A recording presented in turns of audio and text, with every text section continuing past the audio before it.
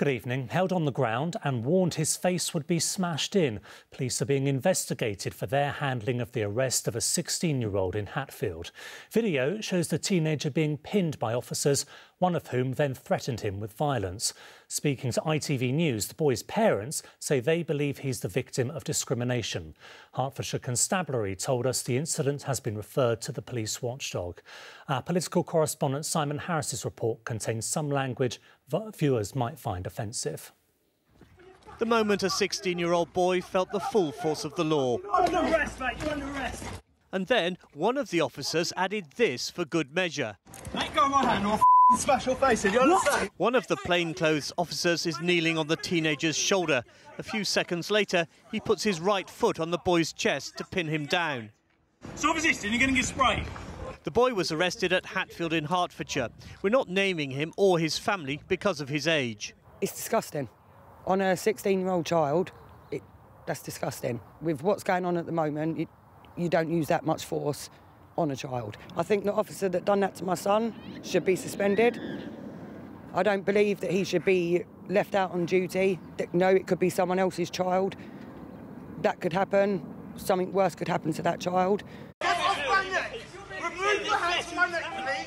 In a statement, Hertfordshire Police said the arrest came after police officers saw someone acting suspiciously.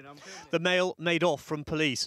Officers then pursued and an arrest was made. A 16-year-old was arrested on suspicion of drug possession with intent to supply and assaulting a police officer with intent to resist arrest. It's unnecessary to be saying, I'm going to smash your effing face in, for me, it's in the heat of the moment you say things you shouldn't do. And I'm sure that officer will reflect back on he shouldn't have said it. Get off my neck! On Friday, footage emerged of a suspect in handcuffs being pinned down by two policemen in a street in Islington. You are stay down. As two arresting officers, you are forced to shut it.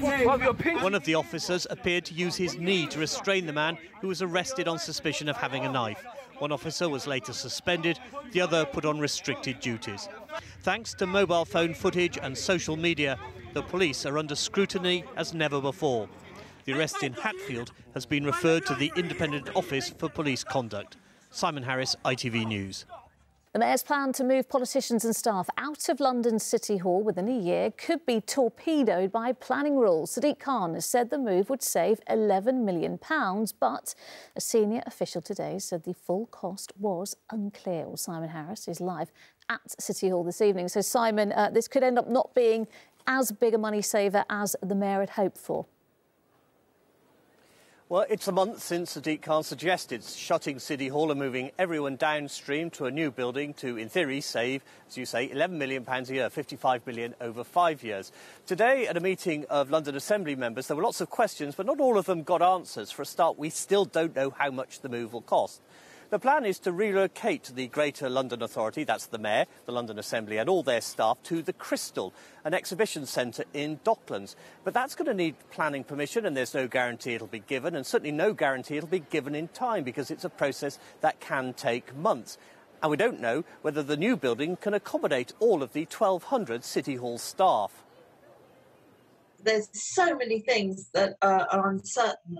The planning permission as one. Who knows what's going to happen with that?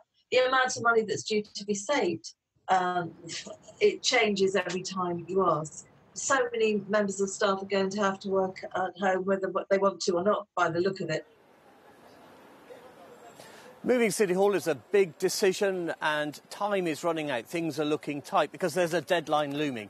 The Mayor has until Christmas Eve to tell the landlords of the current City Hall whether he's staying or going.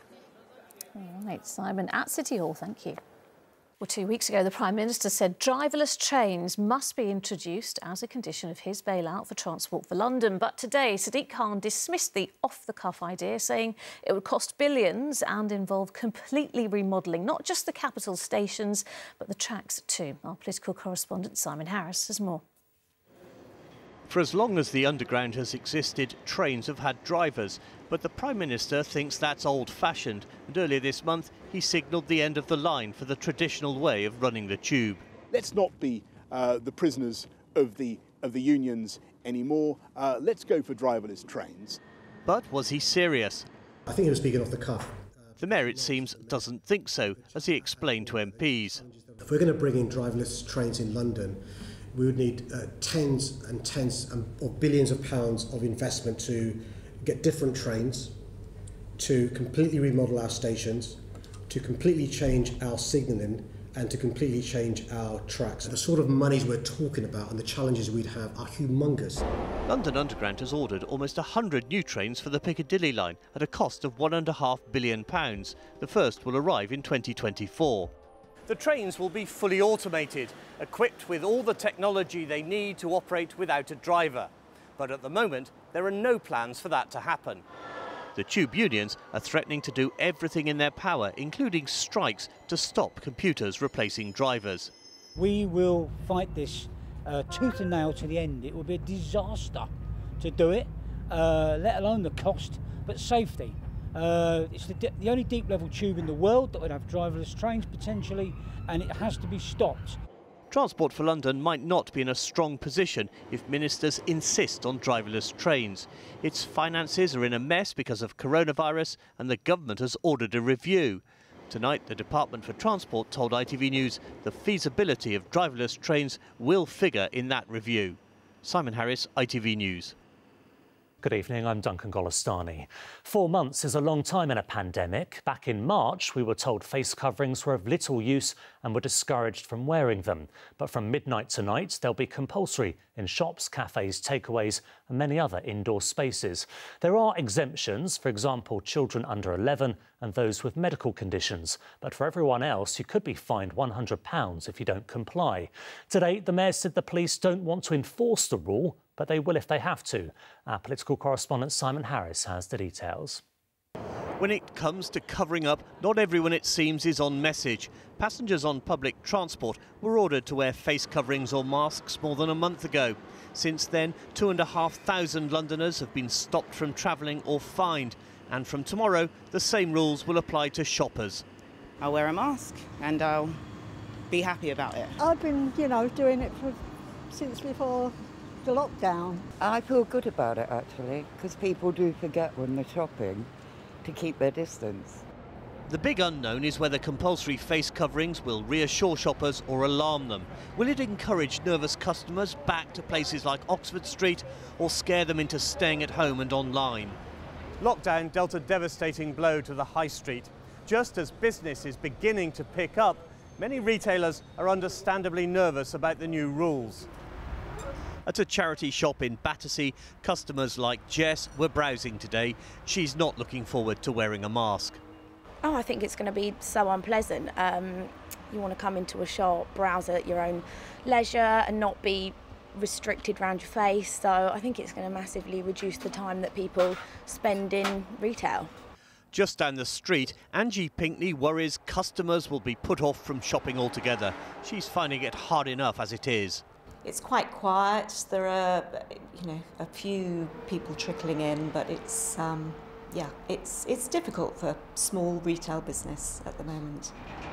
The Mayor, out on his new e-bike today to promote City Hall's online cycle training scheme, said police had better things to do than prosecute mask rebels, but they will. As a last resort, the shops can call the police, who will be forced to take action. They don't want to do so. They'd rather be dealing with other policing matters rather than this. But the laws are the laws, and the police are there to enforce the laws. Refusing to obey the new law carries a fine of up to £100, which is quite a surcharge on anyone's shopping bill. Simon Harris, ITV News, Oxford Street.